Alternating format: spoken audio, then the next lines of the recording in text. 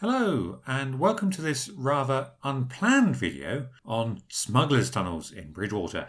I was halfway through writing the next video when this topic came up elsewhere, and so it's been on my mind and I thought best to deal with it here. So, Smugglers Tunnels in Bridgewater. Were there Smugglers Tunnels? Well, no.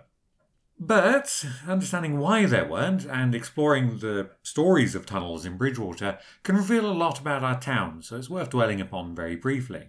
First of all, we need to understand what smuggling is. So basically, the Crown would put import fees on goods coming into the country. But basically, smuggling is trying to get round these tariffs and is essentially, smuggling is tax dodge.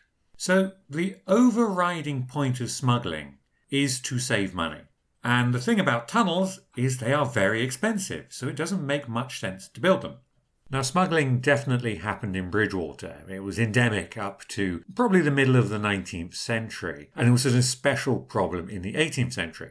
But there are two very easy ways to smuggle things into Bridgewater if you're bringing them in by ship. First, you have to remember that the tariffs are taken in Bridgewater by the customs official and his staff. Now, these tend to be poorly paid government officials, and there's not many of them. So the first thing you can do is try and get around them. So if you've got contraband, all you have to do is not load them in Bridgewater. Just dump them at Cummich and then come up to Bridgewater and unload the proper stuff. The second thing you can do is go directly into the problem. So you've got the customs official in Bridgewater and his staff. Well, you're trying to save money from not paying the tariffs. Just find out however much money that is, work out what's slightly less of it, and just bribe the officials. Now, both of these methods do come with their risk. Either way, it's far, far cheaper than going to the massive effort of building a tunnel.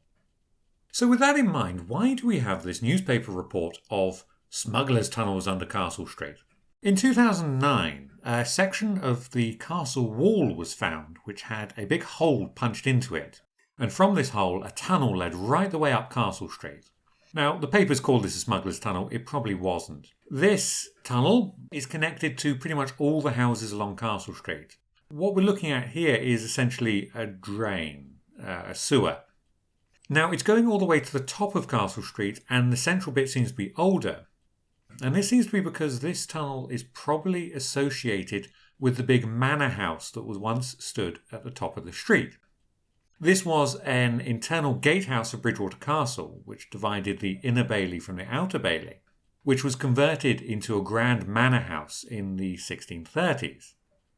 Now, what we have here is a very early and very interesting sewer, basically. Now, you're more than welcome to smuggle goods into the town, and you're more than welcome to smuggle them up this tunnel. But you have to keep in mind it's going to be very awkward if you're lugging barrels of wine or tobacco or whatever, and it's also going to be full of poo. But there we are.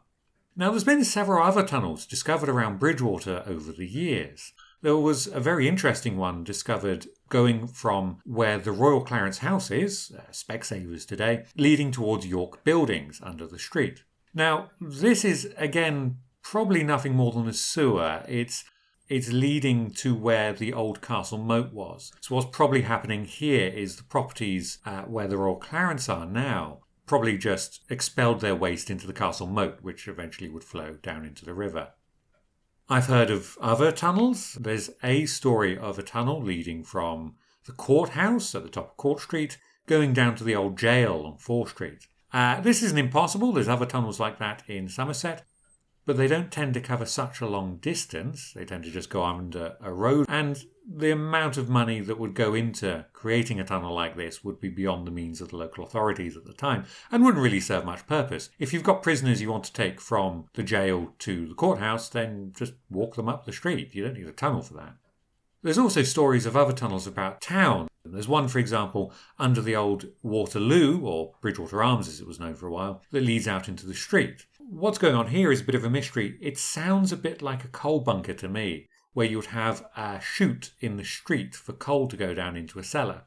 But it could be something else, I don't know for certain, but there doesn't seem to be much practical use of a tunnel in that sort of area. There's been all sorts of stories about tunnels leading into St Mary's Church. Again, there's no use for something like this, and we've seen in previous videos how the church is stock full of bodies. You don't want any tunnel going near St Mary's churchyard because it would just be filled with the sort of horrible rotting juices from the corpses buried in the churchyard.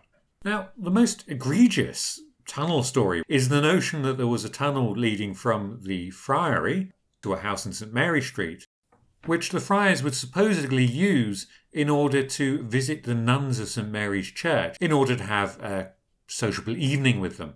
Unfortunately, it's complete nonsense and utterly impossible. For a start, there's no nuns in Bridgewater. The nearest nunnery is probably Cannington. Secondly, if you're a friar in need of a good time, you don't only have to go with nuns. There are other women available in the population. Second, building a tunnel is a big job. Just leave the front gate and go about your business. Now, the impossible side of things is a bit more interesting. First of all, there are two ways to build a tunnel. One is the cut and cover technique, which is where you dig a trench basically and then build an archway over the top to build a tunnel. Now, that's probably how the Castle Street one was made. This is the easiest way of building a tunnel and the most cost effective. It's also reasonably near the surface, so it's not going to be filled with water. Now, the trouble with this is because Bridgewater's town layout is made in 1200 and the friary isn't established till later, you can't build a tunnel leading from the friary to St Mary Street, which goes in a straight line because you have to demolish properties in order to do it, and you can't really build it along the streets without an awful lot of people noticing. Which leads us to the second way of building tunnels around a town. Now, this is essentially mining. You dig down into the rock layer and you build a tunnel on from there. The huge problem with this in Bridgewater is that the water table is much too high to do anything like that. So if you are going to do that, you need pumps to take the water out. Now, if you're building a smuggler's tunnel or a sex tunnel, this just isn't possible because the water is going to be far too high most of the time. You'll need pumps, you'll need a lot of people to man those pumps, and it's an awful lot of money to do something like that. So it's just simply not possible. Or you can drown, that's the other option. So there we go. In conclusion, basically, there are an awful lot of underground features in Bridgewater. These are cellars, these are sewers, these are occasionally passages between properties. But I'm afraid the notion of escape tunnels or sex tunnels or smugglers tunnels just simply isn't a thing. So I'll be back with the proper video about Bridgewater and the Mariners as soon as I can. In the meantime, wishing you all the best. And you can support the Friends by liking our Facebook page, becoming a member, and buying one of our books. Until then, wishing you all the best.